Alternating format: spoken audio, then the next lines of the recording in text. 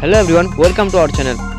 বহুতৰে মনত এইটো প্ৰশ্ন হৈছে যে এইবাৰ মেট্ৰিক পৰীক্ষাটো টান হ'ব নে সহজ হ'ব যদি সহজ হয় কেনেকৈ হ'ব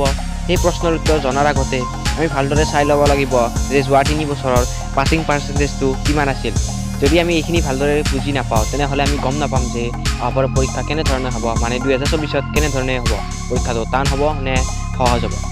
সো আমি হেতু চাম অৰ্থাৎ আমি কি চাম ওভাৰঅল কিমান শতাংশ ষ্টুডেন্টে পাছ কৰিছে So পোনপ্ৰথমে চোৱা যে 2020ত ওভাৰঅল পাস কৰা হাৰ আছিল 64 শতাংশ অৰ্থাৎ 64.80% পাস কৰিছে আকৌ 2021ত পাস কৰা হাৰ আছিল 93 শতাংশ 2021ত 93 শতাংশ ছাত্ৰতে পাস কৰিছে যেহেতু কোভিডৰ কাৰণে এক্সামটো নহল সো সকলোকে পাস কৰাই দিয়া হৈছিল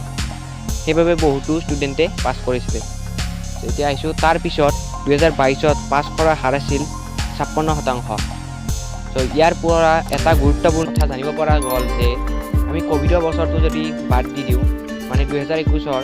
তেনেহলে 2019 আৰু 22ত এক্সাম সহজ নাছিলে কিন্তু যেহেতু এতিয়াৰ পৰা 45 শতাংশ এমসিকিউ কৰি দিয়া হল তাৰ বাবে এতিয়া অহাবাৰৰ এক্সাম আৰু বেছি সহজ হ'ব ইয়াৰ প্ৰথমটো কাৰণ হল তোমালোকক এক্সামত কোৱেশ্চনবোৰৰ লগত অপচন দিয়া থাকিব আৰু যেহেতু তাৰ মাজত এনসাৰবোৰত লিখা থাকিব তেতিয়া তোমালোকৰ এনসাৰবোৰ পঢ়াৰ সমস্যাটো নাথাকিব কিন্তু এটো কেৱল 50% মাৰ্কৰ বাবে হ'ব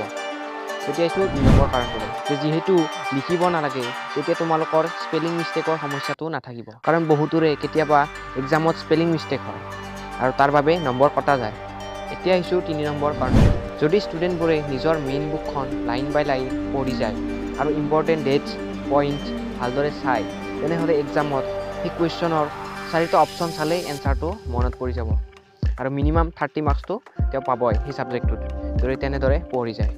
সো এইকেইটা পইণ্ট আছিল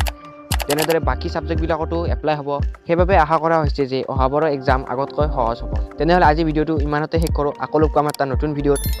তেতিয়ালৈকে কিপ ওয়াচিং থ্যাংক ইউ